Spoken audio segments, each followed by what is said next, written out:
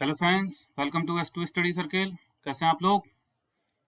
अच्छे से पढ़ाई करते रहिएगा और हम आपके लिए जो भी ज़रूरत के वीडियोस हैं वो आपको आपके लिए डालते रहेंगे। आप हमारे टेलीग्राम और व्हाट्सएप ग्रुप को भी ज्वाइन कर सकते हैं। ठीक है, ये हमारा ग्रुप कोई पेड ग्रुप नहीं है। इस पे हम आपको न्यूज़पेपर या फिर बहुत सारे जो मटेरियल्स हैं आपकी प्रिपरेशन के लिए वो हम आपको देंगे। ठीक है, तो आज हम लोग डिस्कस करेंगे ऐसे क्वेश्चंस को जो पूरे हफ्ते की जो करंट अफेयर्स हैं 21 से लेकर 27 तक की, उन पे बेस्ड जितने क्वेश्चंस हैं, जितने भी बन सकते हैं, उन सबको आज हम डिस्कस करने वाले हैं। ठीक है, तो सबसे बड़ा फायदा ये होगा आपके लिए कि आपने पूरे दिन भर में, मतलब पूरे हफ्ते भर में जितना भी आपने पढ़ा है, एक आपका रिवीजन भी हो जाएगा। इसके अलावा जो लोगों ने नहीं कवर किया है, तो हम लोगों ने क्वेश्चंस ऐसे बनाए हैं, ठीक है, कि पॉइंट्स वाइज आप एज इट इज अपने नोट्स बना सकते हैं यहाँ से।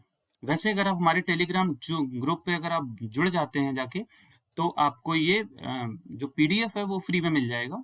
सो हम स्टार्ट करते हैं पहले क्वेश्चन से। विच of the following is correct about Sunil Sethi committee? ठीक है, तो देख देख ध्यान रखिएगा, हम आपको सिर्फ आंसर्स बताते जा रहे हैं। रीड आपको करना है, क्वेश्चन अटेम्प्ट आपको करना है। कोशिश कीजिएगा अगर आपने पहले चीजें पढ़ी हुई हैं तो वीडियो को पॉज करके उसको अटेम्प्ट करने की कोशिश कीजिएगा। आप कुछ भी अगर 10, 15, 20% भी अगर आप क्वेश्चन बना ले रहे हैं तो ठीक है, आप सेटिस्फैक्ट्री हैं। बट अगर आप 50% बना ले रहे हैं तो आपकी प्रिपरेशन ना बहुत अच्छी है। ठीक है, तो कोशिश कीजिएगा इन सब क्वेश्चंस को बनाने की। ठीक है, और जेन्युइनली बनाइएगा, कोई ट्रेंड पकड़ के मत चलिएगा। ये देखिएगा कि हाँ मुझे ये क्वेश्चन आता है कि नहीं आता है। तो चलो, सुनील शेट्टी कमेटी के बारे में कौन सा ऑप्शन सही है? सी ऑप्शन सही है। बाकी ऑप्शंस आप खुद पढ़ लीजिएगा। Recently, the Narayan Koti temple has been included under the center's Adopt a Heritage project. ठीक है ना, एक नारायण कोटी टेम्पल जो उत्तराखंड में, उसको जो सेंटर का एडॉप्ट हेरिटेज प्रोजेक्ट है उसमें इंक्लूड किया गया है। तो इसके बारे में देख लीजिएगा कि ये क्या है। ये मिनिस्ट्री ऑफ टूरिज्म, कल्चर और एएसआई और स्टेट गवर्नमेंट्स का ज्वाइंट प्रोजेक्ट है। 2017 27 सितंबर को लॉन्च किया गया था एडॉप्ट हेरिटेज प्रोजेक्ट को। उसी दिन 27 सितंबर को वर्ल्ड टूरिज्म डे भी होता है। तीसरा ऑप्शन सी भी सही है और डी भी सही है, नो फाइनेंशियल बिड इन्वॉल्व। तो इसका आंसर हो जाएगा ई, सॉरी। ठीक है, arrange the following rank wise. ठीक है ना, एक रिपोर्ट है ये, transparency index rating of pollution control boards on public disclosure. ठीक है ना, ये किसने रिपोर्ट पब्लिश की है? Centre for science and environment, Delhi. इसके बारे में ये इंडेक्स इसलिए बनाया गया है कि जो पोल्यूशन कंट्रोल बोर्ड्स हैं वो कितने ट्रांसपेरेंट हैं अपनी जो पॉलिसीज या फिर जो डेटा है उसको लेकर। ठीक है ना, वो कितने अच्छे तरीके से पब्लिक डिस्क्लोज कर रहे हैं अपने डेटा को। ठीक है, कितने अच्छे से रिस्पॉन्स दे रहे हैं पॉल्यूशन कंट्रोल को लेके। ठीक है, तो उसकी एक रैंकिंग है, तो इसका आंसर जो है वो ए है। ठीक है, नेक्स्ट क्वेश्चन पे चलते हैं हम लोग। अच्छा, मैच ऑफ द फॉलोइंग। ठीक है, तो इसका आंसर देख लीजिएगा। जाइकोव डी एक डीएनए बेस्ड वैक्सीन है जिसको अभी एकदम से इंट्रोड्यूस की गई है। BBV154, इसका ट्रायल इंडिया में, मतलब इसको परमिशन दे दी गई है भारत बायोटेक को। ठीक है, इसमें ये चीज ध्यान रखिएगा कि ये जो वैक्सीन आएगी, ये जब लॉन्च हो जाएगी तो इसका शायद हो सकता है नाम दूसरा चेंज कर दिया जाए, बट अभी इसका नाम यही है। भारत बायोटेक को ट्रायल के लिए इसको दिया गया है कि इंडिया की फर्स्ट नस्ल वैक्सीन होगी। ठीक है ना, मतलब जो जो वैक्सीन नाक के द्वारा दी जा रही है। अभी हम लोग देख रहे हैं ना कि वैक्सीन कैसे दी जाती है, सिरिंज से। अच्छा, Covaxin dead virus based vaccine है और कोविडशील्ड mRNA बेस्ड वैक्सीन है। ठीक है ना, तो फर्स्ट का डी, सेकंड का बी, थर्ड का ए, फोर्थ का सी। तो आंसर कौन सा हो जाएगा? सी।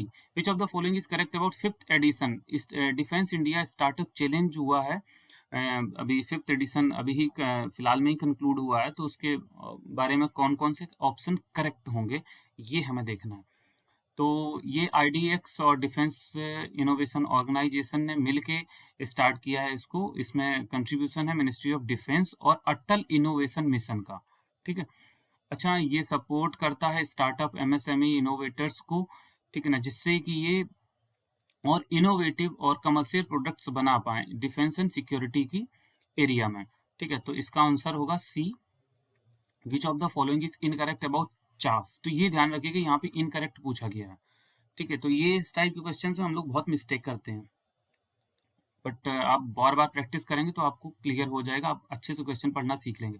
An electronic counter measure technology है ये चैफ, ठीक है, जो रेडियो फ्रिक्वेंसी रडार को दूर रखती है, ठीक है। जो ऐसी मिसाइल्स होती हैं जो गाइडेड होती हैं रडार और रेडियो फ्रिक्वेंसी से, उनसे दूर रखती है। एडवांस चैफ टेक्नोलॉजी है जो है ना, ये डीआरडीओ और high materials research laboratory Pune के द्वारा बनाई गई है। ये भी ध्यान रखिएगा कि high energy materials research laboratory कहाँ है, पुणे में, ठीक है।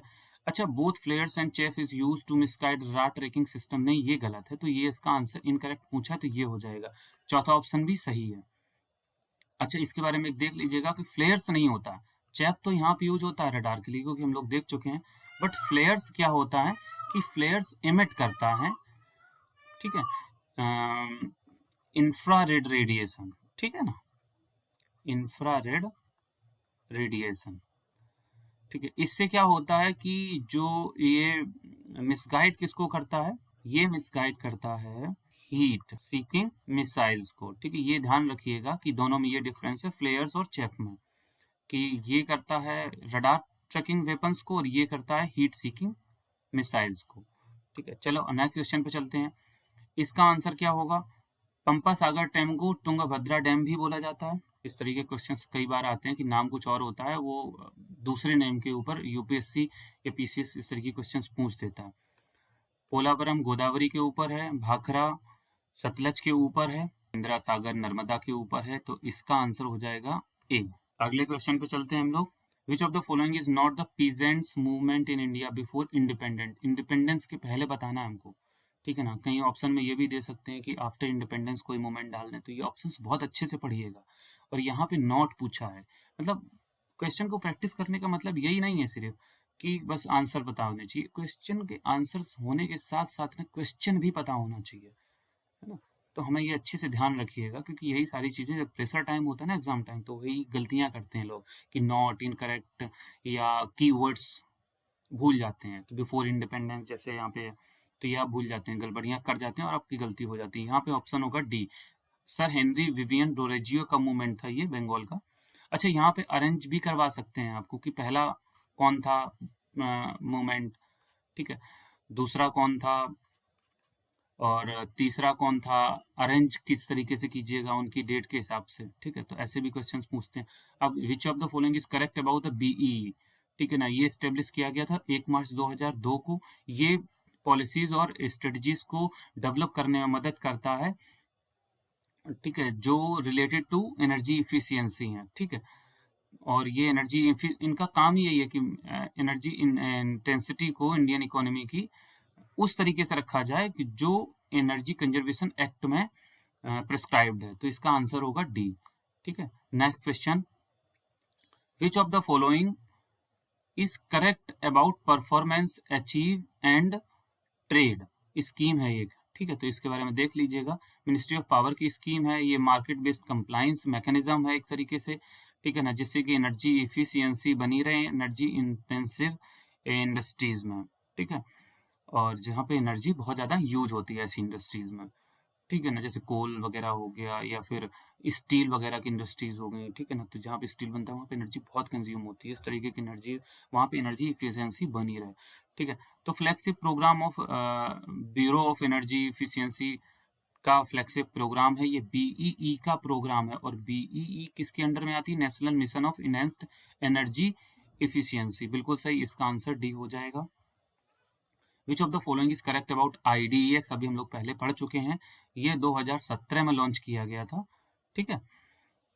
और ये modernise, it contributes toward the modernisation of defence industry से रिलेटेड है, डिफेंस इंडस्ट्री को मॉडर्नाइज करने के लिए ही IDEX बनाया गया है, ठीक है ना। ये ऐसी टेक्नोलॉजी और इनोवेशंस को प्रमोट करेगा, ठीक है, जिससे डिफेंस और एरोस्पेस टेक्नोलॉजी को इम्प्रूवमेंट हो सके। अच्छा देखिए, funded by DIO, defence innovation organisation, ठीक है ना, और ये फंक्शन कैसे करती है, एग्जीक्यूटिव आर्म ऑफ DIO, अभी हम लोग DIO के बारे में भी देख लेंगे। ऑप्शन इसका होगा E, which of the following is correct about, यहाँ पे इनकरेक्ट नहीं है, अबाउट डिफेंस इनोवेशन ऑर्गेनाइजेशन, ठीक है, नॉट फॉर प्रॉफिट कंपनी, बिल्कुल सही, ठीक है ना। Under companies act, come under the ministry of defence. ठीक है। अच्छा, ये फंडेड बाय किससे है? HAL, Hindustan aeronautics limited and Bharat electronics limited. ठीक है। चेयरमैन इसके कौन है? राजकुमार। तो इसका आंसर क्या हो जाएगा? डी। वैसे ये गलत लिखे हैं यहाँ पे options A, B, C, B। ठीक है, तो इस तरीके के ऑप्शंस होंगे और ये होगा ए। ठीक है। नेक्स्ट क्वेश्चन पे चलते हैं हम लोग। Recently the term in news Surangam, इस तरह के क्वेश्चंस यूपीएससी बहुत पूछती है स्पेशली। ठीक है, कि सुरंगम इस तरीके के टर्म्स न्यूज में था, तो वो क्या है इसका मतलब? तो ये एक वाटर हार्वेस्टिंग स्ट्रक्चर है, ये कोई सुरंग नहीं है साउथ इंडिया की, नहीं तो आप गैस करेंगे। एक वाटर हार्वेस्टिंग स्ट्रक्चर है और इसमें एक पाइप के थ्रू ना जो हार्ड लेटराइट रॉक्स होती हैं, हार्ड लेटराइट चट्टानें होती हैं, वहां से पाइप के थ्रू है ना एक हॉरिजॉन्टल वेल खोदा जाता है, उसके थ्रू ये टनल के थ्रू यहाँ से जो वाटर सीप होता है ना वो निकाल के और यूज में लाया जाता है। तो मतलब जहाँ पे वाटर स्केसिटी बहुत ज़्यादा है बट बारिश काफ़ी अच्छी है, ठीक ठाक है, मतलब वहाँ पे बारिश मतलब जो वाटर है वो रॉक्स में फंसा हुआ उसको निकाल लेते हैं लोग। तो इसका आंसर हो जाएगा सी। और भी चीज़ देख लेते हैं, ये हम लोग बता ही चुके हैं, ये हम लोग बता ही चुके हैं। अच्छा, करेज एक इसी तरीके के स्ट्रक्चर और भी है, वाटर हार्वेस्टिंग स्ट्रक्चर अफगानिस्तान में। चूंकि अफगानिस्तान इसमें न्यूज में है तो इसको अच्छे से ध्यान रखिएगा कि करेज स्ट्रक्चर भी हम लोग पूछ सकते हैं वो लोग। ठीक है ना। चलो नेक्स्ट क्वेश्चन पे चलते हैं। Which of the following is correct about monument Mitras? ठीक है ना। मोनूमेंट मित्राज प्राइवेट और पब्लिक सेक्टर कोई भी कंपनी हो सकती है, ठीक है ना, और इंडिविजुअल्स भी हो सकते हैं जो एडॉप्ट अ हेरिटेज साइट, ठीक है ना, वो प्रोजेक्ट को मैनेज करते हैं और उनको एडॉप्ट भी करते हैं। ठीक है ना। ये एक कमेटी से सिलेक्ट किए जाते हैं मोनूमेंट मित्रास को, जिसके हेड होते हैं tourism secretary and cultural secretary. बिल्कुल, ये भी सही आंसर है। अच्छा, कॉरपोरेट सोशल रिस्पॉन्सिबिलिटी इसकी फंडिंग करती है। ठीक है ना, मतलब ऐसा नहीं कि यहाँ पे बिड नहीं डाल सकते हम लोग, पैसे पहले ऑप्शन में भी डाल जा रहे थे। तो यहाँ पे जो मैनेजमेंट किया जाता है वो कैसे किया जाता है? CSR जो रिस्पॉन्सिबिलिटीज हैं, है ना, कि मतलब पिछले 3 साल का लगभग 2% जो भी प्रॉफिट है ना, वो आपको CSR एक्टिविटीज में डालना पड़ता है, शायद ऐसा ही कुछ है। ठीक है। तो अच्छा, इसका आंसर इसलिए हो जाएगा D. Which of the following is correct about the report named? ठीक है ना। Climate crisis is child rights crisis introducing the children's climate risk index. इस टाइप की रिपोर्ट्स जो है ना यूपीएससी बहुत पूछता है, बड़े बड़े ऑर्गेनाइजेशंस की, कई बार छोटे ऑर्गेनाइजेशंस की भी पूछ लेता है, बट इंपॉर्टेंट देखो क्लाइमेट जो देखो चाइल्ड के ऊपर एक बड़ी स्पेशल टाइप की रिपोर्ट है ये, तो इसको याद रखिएगा, बिल्कुल पूछा जा सकता है यहाँ से क्वेश्चन। ठीक है। ये लॉन्च कौन कर रहा है? यूनिसेफ और फ्राइडेज फॉर फ्यूचर मिलके। अच्छा, ठीक है ना। इसमें जो रैंकिंग होती है किस बेसिस पे की जाती है कि चिल्ड्रंस की कितनी वल्नरेबल हैं उस कंट्री के, कि अगर क्लाइमेट और इन्वायरमेंट के जो शॉक्स आएंगे, जो इम्पैक्ट्स होंगे, वो चिल्ड्रंस के ऊपर किस तरीके के होंगे और कितना ज़्यादा वो एक्सपोज्ड हैं इन शॉक्स या इन इम्पैक्ट्स को लेके, उसी के हिसाब से वो रैंकिंग की जाती है। तो इंडिया की रैंकिंग है 26 एमंग कंट्रीज। ठीक है ना। तो इंडिया की रैंकिंग 26वीं है, मतलब काफ़ी ऊपर है, तो काफ़ी ज़्यादा चिंताजनक बात है कि इसको नीचे होना चाहिए था जबकि। ठीक है। चलिए, इसका आंसर होगा D. Which of the following countries joint training exercise between the armies Kazind 21 will be conducted? मतलब 21 यहाँ पे ईयर है 2021, तो मेन जो एक्सरसाइज है वो काजिंद है। तो किनके बीच में ये ज्वाइंट एक्सरसाइज होती है? ठीक है ना। तो एक बार ये देख लीजिएगा, किर्गिस्तान के साथ होती है खंजर, ठीक है ना, खंजर। उज्बेकिस्तान के साथ में होती है दस्तलिक, ठीक है, ऐसी होती है ना। हाँ, मंगोलिया के साथ में होती है आपकी नोमैडिक एलिफेंट। इसलिए बचा एक ऑप्शन, ठीक है, तो वो काजिंद के साथ में होती है। यहाँ से आप कजाकिस्तान और इंडिया का भी क्लू निकाल सकते हैं। किर्गिस्तान का तो खंजर है, ठीक है ना, तो किर है ना, और खंजर आर और किर ऐसे करके आप मिला सकते हैं, इंडिया के साथ है। उज्बेकिस्तान की, ठीक है ना, तो दस्तलिक ऐसे करके ना, मंगोलिया की। चलो ठीक है, तो ये ऑप्शन हो जाएगा। Next question, which of the following is correct about the greater Male connectivity project. Greater Male connectivity कहाँ पे प्रोजेक्ट डाला गया? ये 4 आइलैंड्स को कवर करेगा, ठीक है ना, इंटर आइलैंड कनेक्टिविटी है। ये एग्रीमेंट है इंडिया की एक कंपनी है एफकॉन्स, ठीक है ना, उसके साथ में, और ये प्रोजेक्ट उसको 2023 तक कंप्लीट करना है। कंट्रीज में कौन इन्वॉल्व है? मालदीव्स, ठीक है। अच्छा, इसमें ग्रांट भी है शामिल और लाइन ऑफ क्रेडिट भी है शामिल इंडिया की। तो ग्रांट क्या है इसमें शामिल? तो ग्रांट इसमें शामिल है आपकी, ग्रांट का मतलब है 100 मिलियन की ग्रांट है जो, तो ग्रांट का मतलब है एक फ्री लोन जिसको बोल सकते हैं, फ्री है ना, फ्री है, ये आपको रीपे नहीं करना है ना, इस तरीके से। और यहाँ पर है एक लाइन ऑफ क्रेडिट, मतलब कंसेशनल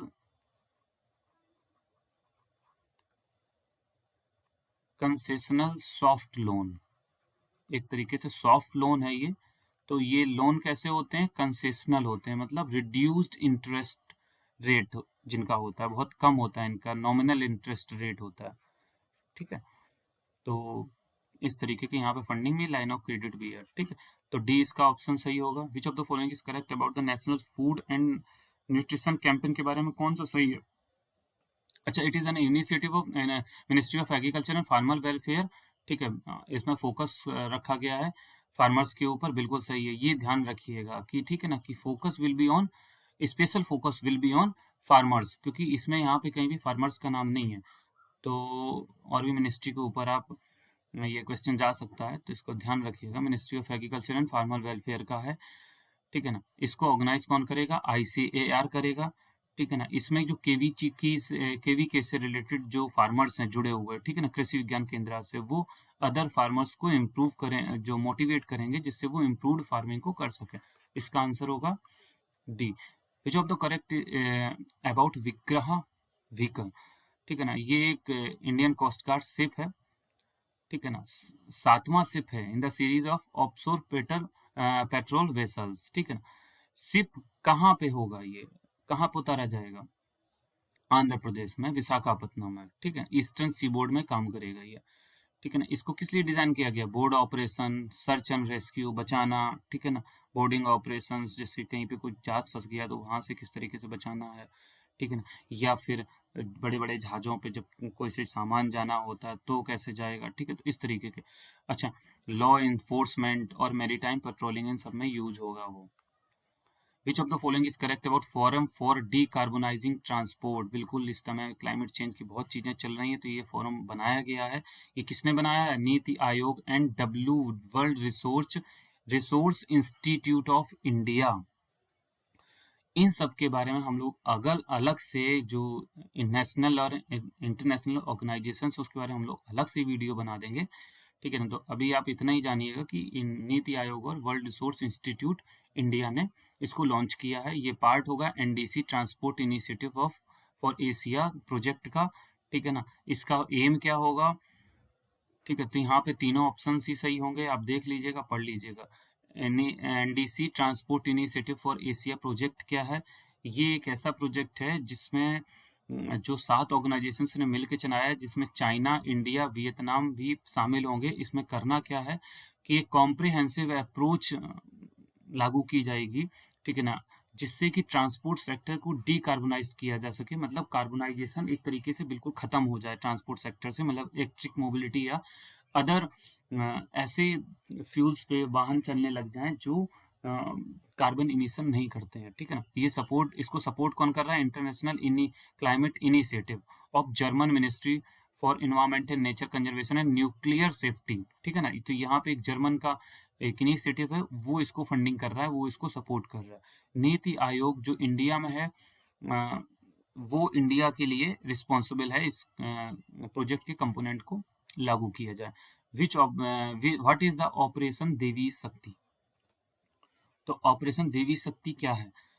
इंडिया अफगानिस्तान इवैक्यूएशन इस मिशन, बिल्कुल सही है, यही आंसर होगा इसका। Efforts to provide essential aid to Indian Ocean countries. तो इस तरीके के मिशन जब चलाए जाते हैं, तो अगर इंडियन ओशियन कंट्रीज में कोई प्रॉब्लम आ रही है तो सहायता करने के लिए भारत ने एक मिशन चलाया है जिसको बोलते हैं मिशन सागर। ठीक है, यहाँ पे आप सागर प्रोजेक्ट से मत समझिएगा, वहाँ पे इंडियन जो ओशियन है उनके जो मैरीटाइम सिक्योरिटी को लेके है सागर प्रोजेक्ट, बट यहाँ पे मिशन सागर है वो एसेंशियल एड प्रोग्राम है ये, जो इंडियन ओशियन कंट्रीज हैं। ठीक है, अच्छा, रेस्क्यू एंड रिलीफ ऑपरेशन ये कब 2015 में हुआ था, ठीक है ना, जब अर्थक्वेक आया था। इस ऑपरेशन का नाम था ऑपरेशन मैत्री। यमन क्राइसिस जब हुई थी 2015 में, ठीक है ना, तो वहां से बहुत सारे फॉरेन नेशनल्स और इंडियन सिटीजन्स को भी निकाला थे इंडियन एयरफोर्स ने। ठीक है ना, तो उस ऑपरेशन का नाम जो दिया गया था, उस ऑपरेशन का नाम था ऑपरेशन राहत। अच्छा, एक चीज और देख लीजिएगा, ऑपरेशन राहत यमन इंटरनेशनल ऑपरेशन था, अच्छा नेशनल ऑपरेशन भी था ऑपरेशन राहत। ठीक है ना, ऑल्सो ठीक है ना, 2013 में उत्तराखंड क्राइसिस आई थी। ठीक है ना, वो किस वजह से उत्तराखंड डिजास्टर बोलेंगे एक्चुअली, ठीक है ना, ड्यू टू अर्थक्वेक ना, ड्यू टू अर्थक्वेक आया, उसकी वजह से फ्लड्स आई, तो फ्लड्स की वजह से यहाँ पे भी इंडियन एयरफोर्स ने बहुत अच्छा काम किया था। तो ऑपरेशन राहत और मिशन सागर, देखो ऑपरेशन राहत 2 ऑपरेशन हैं, एक ये है फर्स्ट और दूसरा ये है 2, और मिशन सागर और सागर प्रोजेक्ट बोथ आर डिफरेंट, ये आप ध्यान रखिएगा अच्छे से। अच्छा, first batch of multi mode hand grenades अभी हाल में ही दिए गए हैं इंडियन आर्मी को। ठीक है ना, इनका नाम क्या है, शिवालिक। ये किसने डिजाइन किया है, DRDO and terminal ballistic research laboratories in Nagpur. ये बिल्कुल क्वेश्चन पूछा जा सकता है कि टर्मिनल बैलिस्टिक रिसर्च लेबोरेटरीज कहाँ पर है, तो वो है Nagpur. It can function in temperature 20 से 55 डिग्री सेंटीग्रेड में चल सकता है, ये फंक्शन कर सकता है, मतलब चाहे जितनी ठंडक हो, मतलब बहुत ज़्यादा ठंडक में, बहुत ज़्यादा गर्मी में भी ये ग्रेनेड फेल नहीं होगा। तो यहाँ पे ऑप्शन होगा D. Which of the following is global manufacturing risk index 2021। इसमें ऑप्शन देख लेते हैं। India has overtaking the US to become second most sought after manufacturing destination, सबसे बड़ा मैन्युफैक्चरिंग डेस्टिनेशन बन चुका है India after China.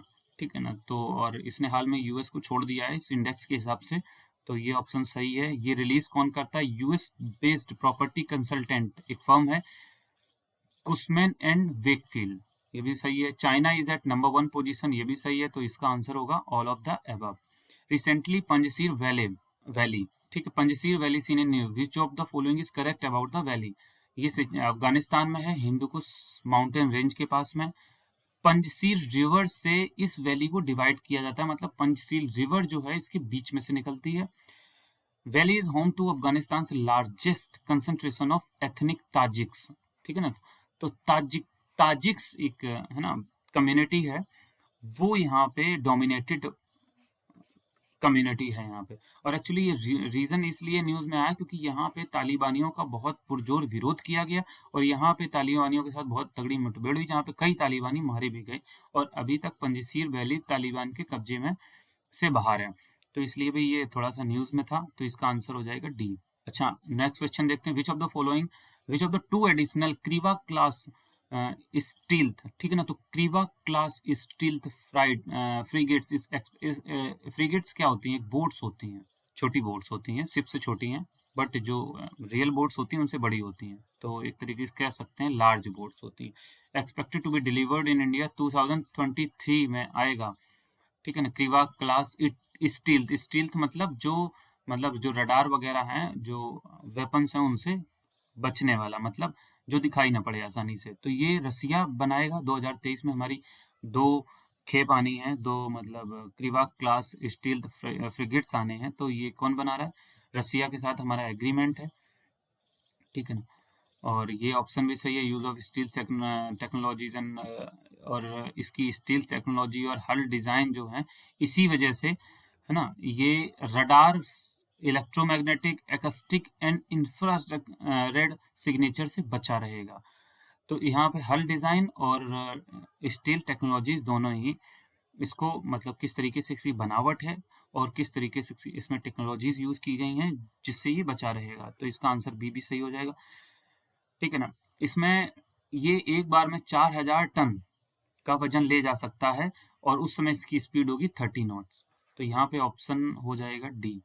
Which of the correct about उभरते सितारे फंड। उभरते सितारे फंड क्या है? ये अल्टरनेट इन्वेस्टमेंट फंड है, हम इसके बारे में अभी देख लेंगे। Setup by jointly by EXIM bank and SIDBI bank. ये provide debt and equity funding to export oriented MSMEs, medium small and micro enterprises को टेक्नोलॉजिकल सपोर्ट देगा, ठीक है ना। ये इसमें ग्रीन सू ऑप्शन भी है 250 करोड़ की फंडिंग के साथ में, तो इसका ऑप्शन होगा all of the above. Greenshoe option क्या होता है? It is an over allotment option context of the initial public offering, ठीक है। It is a provision and underwriting agreement that grants the underwriter to sell right to sell investors more shares than initially planned by the issuer if the demand for the security, ठीक है।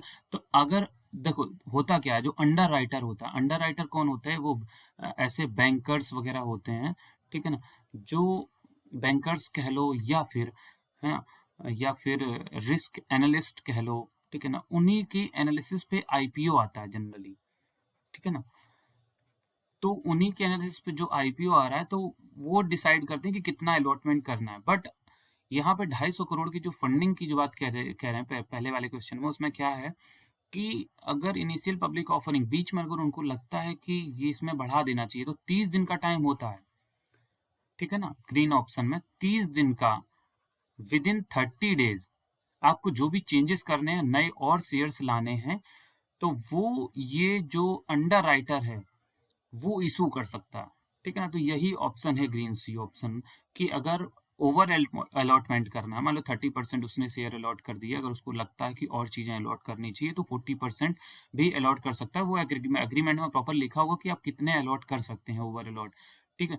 तो इसको कहते हैं green सू option. अच्छा, alternate investment fund क्या होता है? ये सेबी रेगुलेशंस के अंडर में नहीं आता है।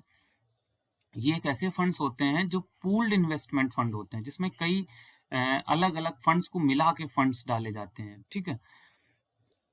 Which invest in venture capital, private equity, hedge funds, है ना, मैनेज्ड फ्यूचर्स। एक तरीके से ये समझ लीजिए कि जैसे एग्जांपल है कि जैसे हम लोग एसआईपी करवाते हैं म्यूचुअल फंड्स, तो एक तरीके से वो भी अल्टरनेट इन्वेस्टमेंट फंड ही है, ठीक है।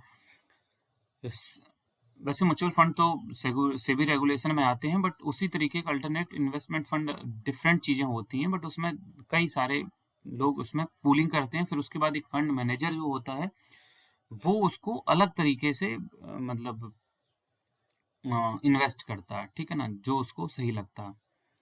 चलो, न्यू पोर्टल अंडर भुवन, युक्त धारा। युक्त का मतलब योजना, युक्त का मतलब योजना, धारा का मतलब तो जानते ही हैं, running.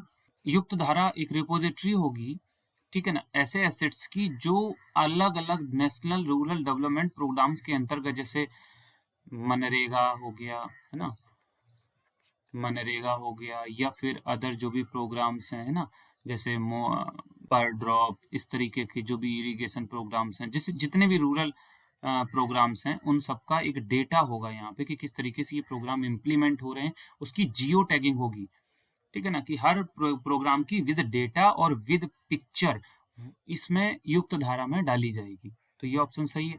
Portal is developed by the Indian Space Research Organisation, ISRO ने और मिनिस्ट्री ऑफ रूरल डेवलपमेंट ने मिलकर इसको स्टार्ट किया।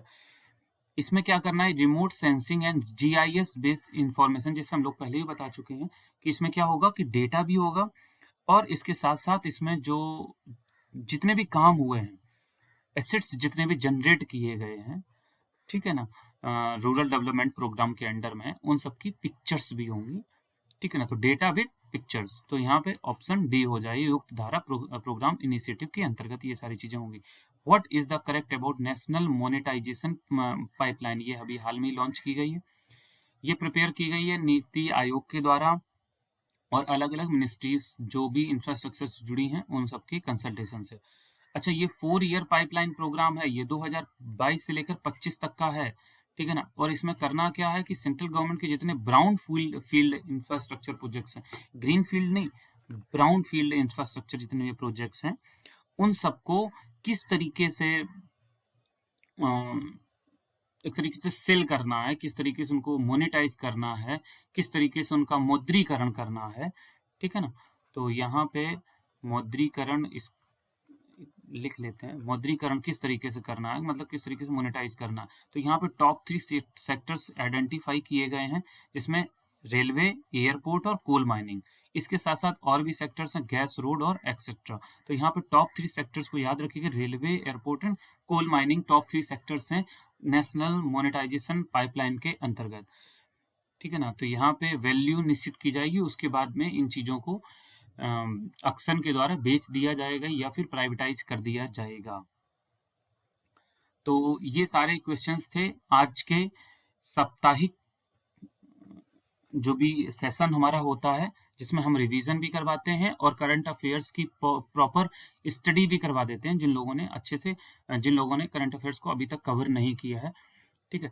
So thanks for watching S2 study circle. आप हमारे टेलीग्राम चैनल पे भी ज्वाइन कर सकते हैं, इंस्टाग्राम चैनल पे भी ज्वाइन कर सकते हैं, और टेलीग्राम चैनल से आपको हमारे व्हाट्सएप ग्रुप का लिंक भी मिल जाएगा। सो प्लीज़ हमें ज्वाइन कीजिएगा, और आप अगर चाहें तो ट्विटर पे भी हमें ज्वाइन कर सकते हैं, इसी नाम से, S2 स्टडी सर्किल के नाम से। वहाँ पे आपको लेटेस्ट अपडेट मिल जाएंगी। और अगर आप हमारे व्हाट्सएप ग्रुप पे आते हैं तो व्हाट्सएप ग्रुप पे आपको न्यूज़पेपर्स और स्टडी मटेरियल जो भी रिलेटेड है उससे, वो सारा का सारा मिल जाएगा उस पर। सो मिलते हैं हम लोग अगले सेशन में। थैंक यू, अच्छे से पढ़ाई कीजिएगा।